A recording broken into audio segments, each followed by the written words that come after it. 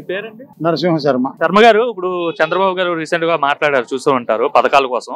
అంటే ఏవైతే నిధులు వచ్చాయో అమరావతి నిధులు, అలానే పోలవరం నిధులు, వాటి వరకే వాడుతాను, అవి నేను సంక్షేమ పథకాలకి కేటాయించలేను, డైవర్ట్ చేయలేను, మెల్లగా మున్ముందు సంక్షేమ పథకాలు మెల్లగా ఇస్తాను, అన్ని ఇస్తాను అని చెప్తున్నాడు. అది కరెక్ట్ అంటారా ఆయన చెప్పిన మాట? కరెక్టేనండి. కారణం ఏంటంటే ముందు సంపద సృష్టించాలి కదా. మనం ఆదాయ వనరులు వచ్చిన తర్వాత మనం ఖర్చు ఏదైనా పెట్టచ్చు. కాబట్టి ఆయన చేస్తున్నటువంటి ఆలోచన విధానం కరెక్టేను.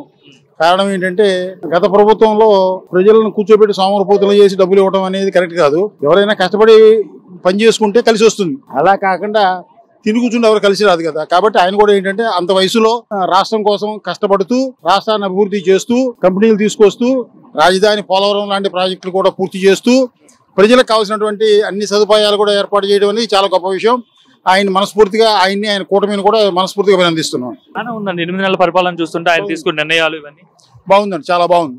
కారణం ఏంటంటే అంత ఆ వయసులో ఆయనకు అవసరం అంటే నిజంగా అవసరం లేదు, కానీ ప్రజల కోసం ఏదో ఒకటి చేయాలి, చిరస్థాయిగా గుర్తుండిపోవాలనే ఆలోచనతో చేస్తున్నటువంటి కార్యక్రమానికి ఆయనకి చాలా మనస్ఫూర్తిగా అభినందనలు అండి. పోలవరం వైపు కూడా అంటే రివ్యూలు చేస్తున్నారు పోలవరం పైన, అండ్ అమరావతి కూడా మళ్ళీ పునఃశంకుస్థాపన చేసి అమరావతి కూడా ఏకైక రాజధానిగా ప్రకటించారు కదా. సో ఈ రెండు ముఖ్యంగా మనకి రాజధాని ఒకటి, పోలవరం కూడా ఎప్పటి నుండి ఉన్న సమస్య, ఈ రెండు పూర్తవుతాయి అంటారా చంద్రబాబు హయాంలో?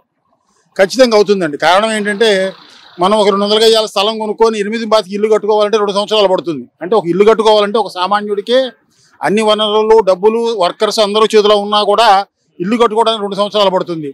రాజధాని అనేటువంటిది ఒక రాత్రితో అయ్యేటువంటి పని కాదు. పోలవరం అనేది ఒక రోజు 2 రోజులతో అయ్యే పని కాదు. కానీ ఆయన చేస్తున్నటువంటి పని మాత్రం అభినందించినటువంటి విషయం. కారణం ఏంటంటే నిదానంగా చేసినప్పటికీ కూడా 5 సంవత్సరాల్లో మాత్రం ఆయన అనుకున్న లక్ష్యాన్ని చేరుకోగలుగుతారనే నమ్మకం. ప్రజలు కూడా ఆలోచించాల్సింది ఏమిటంటే ఈ 5 సంవత్సరాలే కాకుండా రాబోయేటువంటి 10 సంవత్సరాలు కూడా కూటమి గనక అధికారంలో గనక ఉండగలిగితే దేశంలో ప్రథమ స్థానంలో ఉంటుందని నా అభిప్రాయం.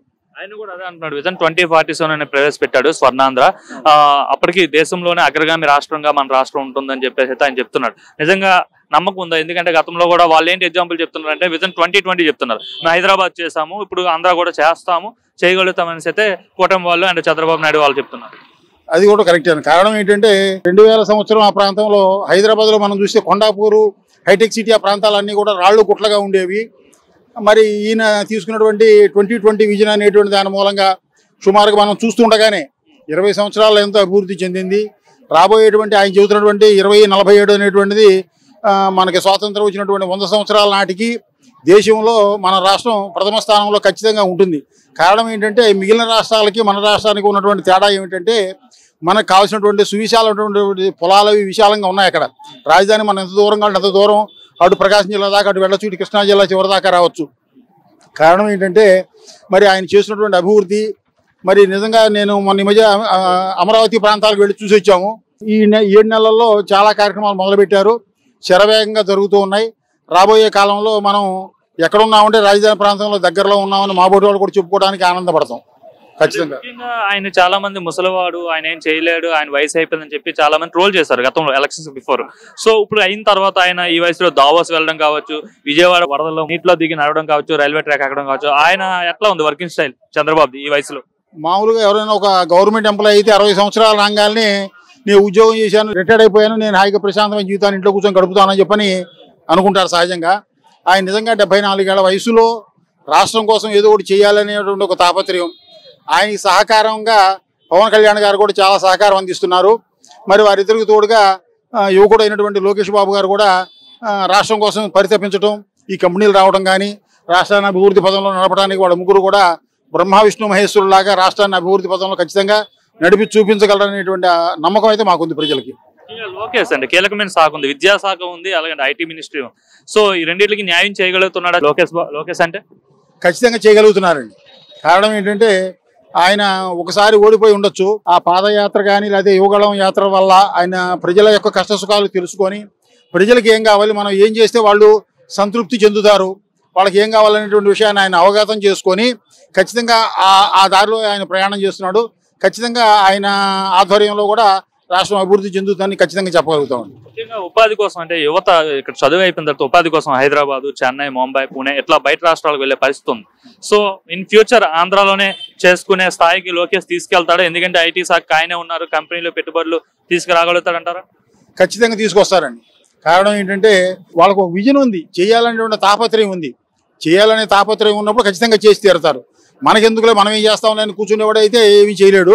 వాళ్ళు ఖచ్చితంగా చేయాలనే తాపత్రయంలో ఉన్నారు కాబట్టి ఖచ్చితంగా రాష్ట్రానికి మంచి పనులు చేస్తారనేటువంటి ఆశ అయితే ఉంది ఖచ్చితంగా. Okay, thank you. నా పేరు నీలారావు సార్. ఏం చేస్తుంటా బ్రదర్? నేను ముఠా పని. ఎంత వస్తుంది రోజుకి? రోజుకి అబో 1000.